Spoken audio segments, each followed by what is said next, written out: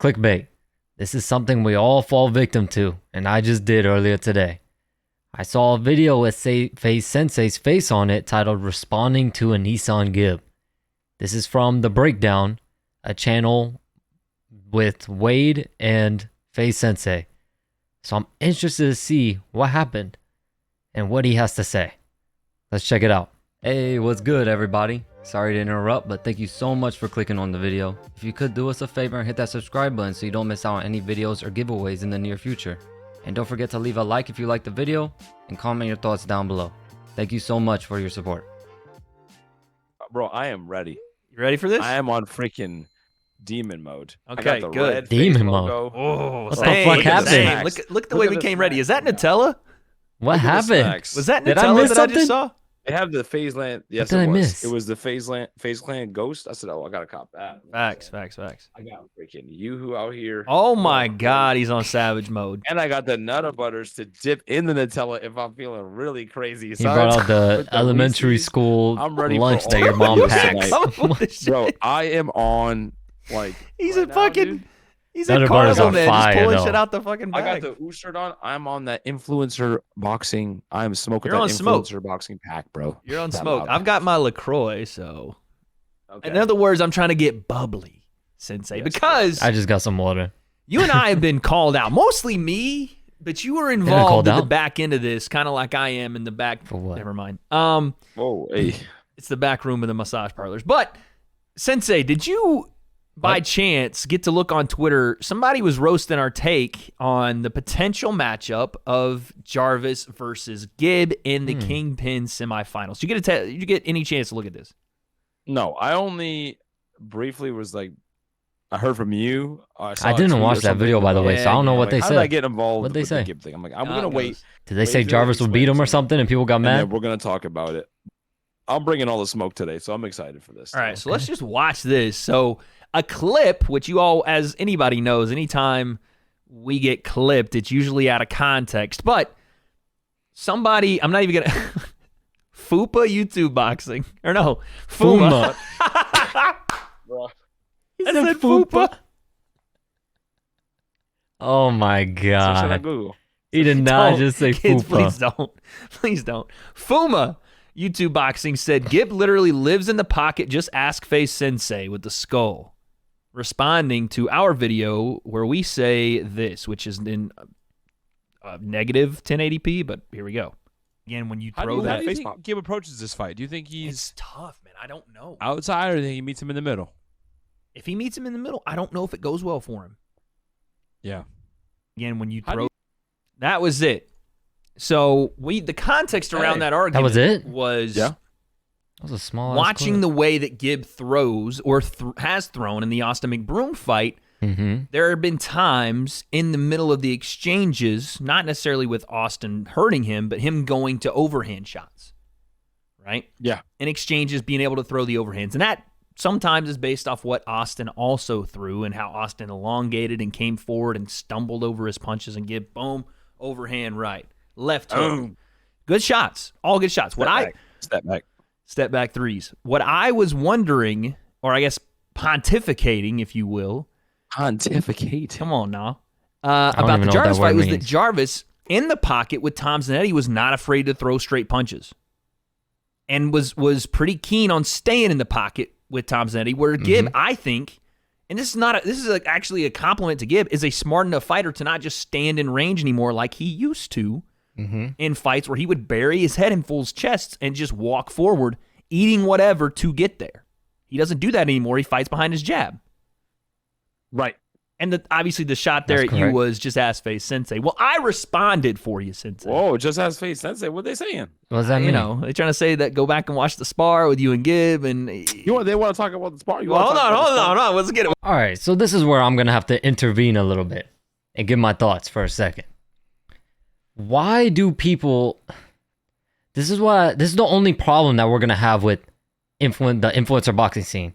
People don't know about fighting. People don't know anything about boxing. Why are they reverting to a sparring session? Sparring literally means nothing. Like I don't think people understand. For you guys out there that don't really know anything about boxing, Sparring literally means nothing. There's so much that could go on in a day of sparring. For example, think of if any of you have ever played a sport, or if you haven't played a sport, if you see any athlete out there, no matter how they are, it could be Michael Jordan, it could be LeBron James, it could be Tom Brady, whatever athlete you support and you watch, they always have their days when they're on, and they always have their days when they're off. They have some days where everything is just clicking, everything is just going good for some reason, everything is perfect. And then there's just some days where nothing is clicking, nothing is working. You can't really get on. I really, when I was younger, I noticed this especially with basketball. There would just be some days when I was playing basketball and every shot would go in. For some reason, it didn't matter how ridiculous I shot the ball, it just would go in the hoop. But then there was some days where I couldn't even make a shot to save my life. There's just some days where you're on, some days where you're off. In sparring, you might have an off day where you might be a little more sluggish, maybe you're a little sore, you're a little more tired, maybe you fatigue quicker, and then the person across from you is having a really good day where they're feeling at their best. They just woke up on the right side of the bed, they feel really good, and they just start piecing you up in sparring. Maybe that doesn't normally happen, but a camera is there to capture it. Now it looks like you lose to this guy or you get your ass whooped in sparring when normally it might be a partner where you normally get the better of him in sparring but you were just having a bad day. Or even there's sometimes, if anyone has been training out there, we know this, we see this, it's in every gym. There's guys out there who do sparring and they look unstoppable, unbeatable. They look like killers. And then when they go into an actual fight, they don't look the same. They can't win a fight. They have such a hard time. This is why sparring means literally nothing. So this is what's tough with influencer boxing. You have these people who think they know what they're talking about. They think they know, well, Gib got the better of you in sparring, so why are you saying stuff like that? Like, that doesn't mean nothing. That means literally nothing. Like, something could have been wrong with Sensei that day. So, like, we don't know. We don't know what was going on. And honestly, if I'm being completely honest, if Sensei really took boxing serious and he fought Gib, there's no doubt in my mind that says he would beat Gib. I would 100% lean towards Faze Sensei, even if he lost a sparring session, because that doesn't matter. Who cares? It's just sparring. It's just practice. This isn't an actual fight. They're two completely different things. So I fired back. I said, watch the fights again. Watch what happens when Gib stays in the pocket with Sensei or anyone willing to engage him there. Mm-hmm. It's a simple read, and one Gib knows because he no longer just bulls his way forward. Mm-hmm. That's fast. I think, again, that's a compliment to Gib. To tell, It hey, is. listen, Yes, Gib we talked about understands. this. Gib understands that he can't just bully everyone. Mm-hmm. He's become a more complete boxer. This is what we like about what Gib brings to the table now. Mm-hmm. He went with his old style against Jake. Obviously, Jake was a more powerful guy. Ran into the jab a lot, right? Got hurt bad, got out of there early. And we saw immediate changes against Taylor Holder. We're seeing the backstep. We're seeing the in and out. We're seeing the setups. And we're seeing a much different fighter. A more, like you said, a more complete fighter, which is what we want. Because he's not a guy. We know he was not a guy. He is a guy that has power now, but he was not a guy that had a lot of power. So he was relying on the cardio and things like that. But didn't really work. But still, even that, with that said, with the power, right? When he fought Gib the first time, kind of put his nose in Austin, forward, when he put fought his Austin. forehead forward against Austin. Yeah, got dropped early. Yeah, right. We know that him being in and out, him, like you said, behind the jab, is the better version of Gib, the best version. the best version of him. And the reason I said I didn't think it went well for him is because I don't think he wants to fight like that anymore. And Jarvis is willing to scrap. And again, we talk about it here all the time, 50-50s. Not that Gib's not willing to scrap, but 50-50s means you're giving your fight, your preparation, your camp, your strategy up to a coin toss. And I think Jarvis is more willing to do that than Gib is, and it's not a good thing. This is facts. This is nothing but facts. I see nothing wrong with what these guys are saying here. Gib 100% in this fight. People need to understand. You need to fight people differently. You can't fight the same way every single fight. And let's be real. The 2 times Gib got hurt against Austin McBroom in both fights, when he got dropped and when he got wobbled in the second round of their second fight, Gib got caught in combination, coming in, not behind his jab, not staying out of range. He got caught both times in mid-range and got hurt. So yeah, you could say, oh, Gib is a mid-range fighter. He's just going to stand there and bang. But is it the right thing to do? Is it the smart thing to do? Is it what will win him a fight? I don't think so. How do you beat a fighter who's smaller than you and you have a significant reach advantage over? Keep them behind your jab. Use straight punches, 1s and 2s, a lot of 1s and 2s, and keep them off of you so they can't hit you, they can't touch you. Bother them. That's what'll win you that fight easy without taking any damage. Why would Gib want to go in there and just start bite on his mouthpiece and just start swinging with someone like Jarvis, who clearly has some power and clearly has some hard body shots if he made Tom Zanetti quit due to the body shots? Why would he want to do that? His game plan needs to be stick behind that jab and keep his distance, because that's what's giving him the advantage. He's got to fight where he has the advantage. You got to fight everyone different. You can't fight everyone the same way, because then the next fighter is going to know what you're going to do. You got to fight everybody different. And at the end of the day, this is the first time Gib is fighting someone significantly smaller than him. So he's going to have to fight differently than he did before, or else he's going to get hurt. And if he doesn't get hurt, he causes a big risk of losing, getting into a brawl with Jarvis, because that's what Jarvis is going to want as a smaller fighter. He's going to want to get inside and make it dirty. And if Gib chooses to allow that to happen and to just stand in the pocket and bang like this guy said that he should do because of the sparring with Faze Sensei, Gib takes a huge risk in losing this fight. Jarvis has that, like, really almost like a, not a vet, but like a savvy ability. As a boxer develops, they learn how to absorb the punches the correct way. Yeah. And not off the chin, right? Not straight on the face, off the forehead, right? Off the stronger structures of the head, high guard. He showed a really good high guard against Zanetti. A lot of things that most guys can't do, because most guys in the scene are just like covering up. Whereas like Jarvis is there. He's looking. He's there. And Gib defensively, right? We haven't seen head movement has been pretty good, but Good head movement from Gib. Good head movement, but I think But not the best. What we saw from Jarvis to be able to take that from Tom Zanetti, just like But not the every best. Gib punch. gets hit. He gets cracked. Again, we might just think back, oh, we saw And he gets hurt. Zanetti quit. That's because Jarvis was not taking a step back, and Zanetti literally threw every punch he could at Jarvis, and Jarvis is like, I'm right here, son. Yeah. You know? Yep. So breaking his will. So I agree with that, dude. That would be Jarvis's game. Why would you just enter right into Jarvis's? Exactly. It doesn't make a lot of what sense I just to said. play Jarvis. That's what Jarvis is going to want to do. Well, listen, the man himself, AnEsonGib, didn't like that to a degree. Oh. I honestly, I think it's more of him trying to, well, we'll get to it. But I don't know if he didn't like it or if it was him more playing the game. But here is Gib and his response to both of us, Faze Sensei. I don't know who the fuck you think you're talking about, Wade. Number one. First off, that was a very aggressive. Very aggressive. Wade. Yeah. Wade. Give us Number such one, a here we go. character, man. You don't really believe Jarvis has the cojones to stand in front of a man like me to fight me on the inside. Ha! Will be the biggest mistake of his life. Number two. You don't think I know Number two, Sensei. what happens once I hurt Jarvis, once I knock out Jarvis? Faze Banks will be ringing the assassins, the senseis, the tempers, to try and avenge Jarvis's loss. And best believe, I'll be waiting for them too after the tournament.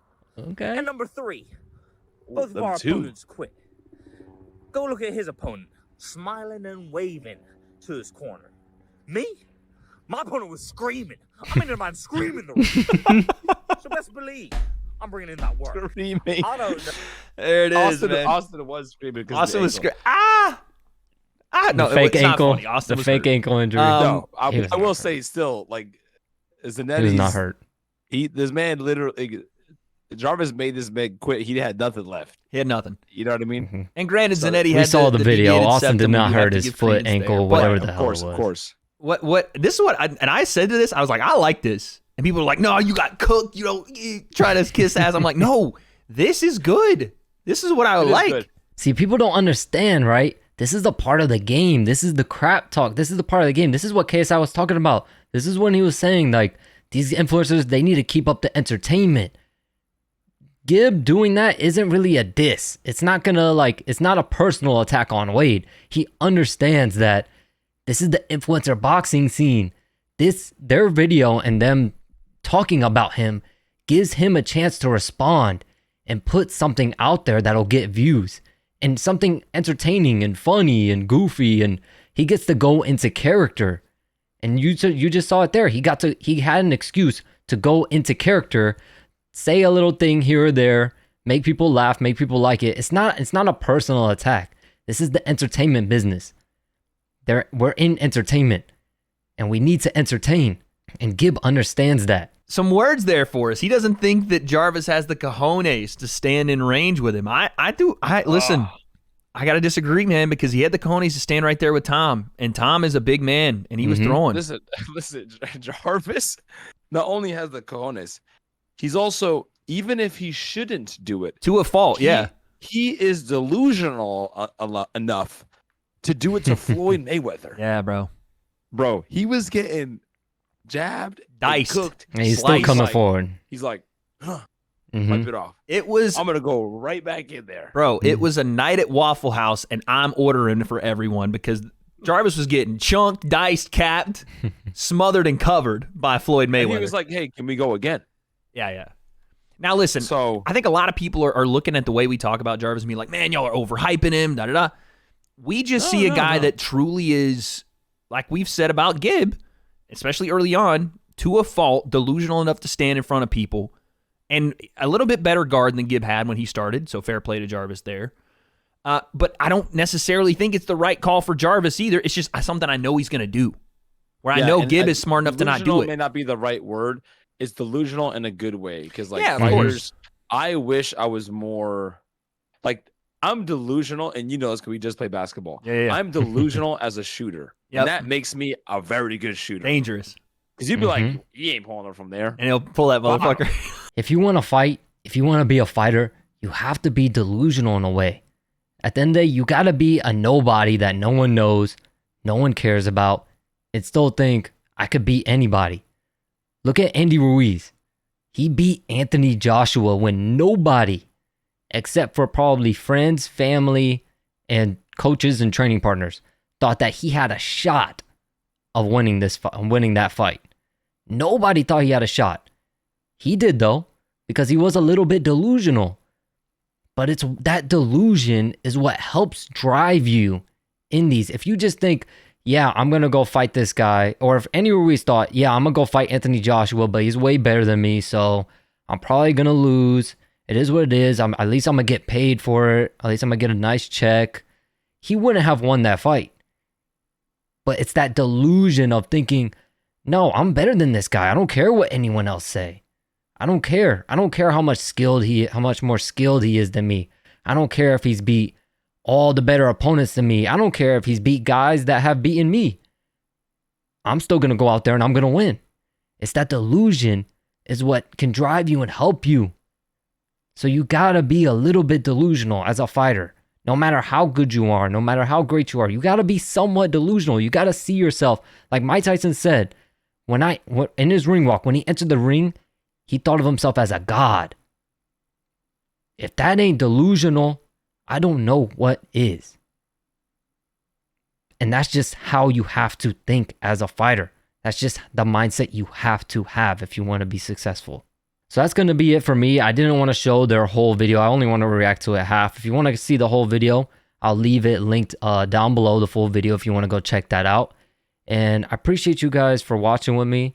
As I was saying before, Gib's best chance is to stay behind that jab, stay long. I'll talk about it more. I'll break into it more when we get to fight week. But what they said wasn't wrong. And it's weird. Yeah, they took a very small clip. That was like only a couple seconds. I was expecting to hear them say something crazy, like, I don't know, that Jarvis will not Gib out or something. But they didn't say nothing bad. What they said, I agree with 100%. And as for it being an actual response to Gib, it was just a joke. I thought it was going to be something serious. They did clickbait the hell out of me. I thought it was going to be something serious, but, you know, it was all jokes, all fun, all entertainment. So it's good to see that there's no real drama going on. That's what I was worried about. All right, man. Thank you guys for watching, and I'll catch you in the next one.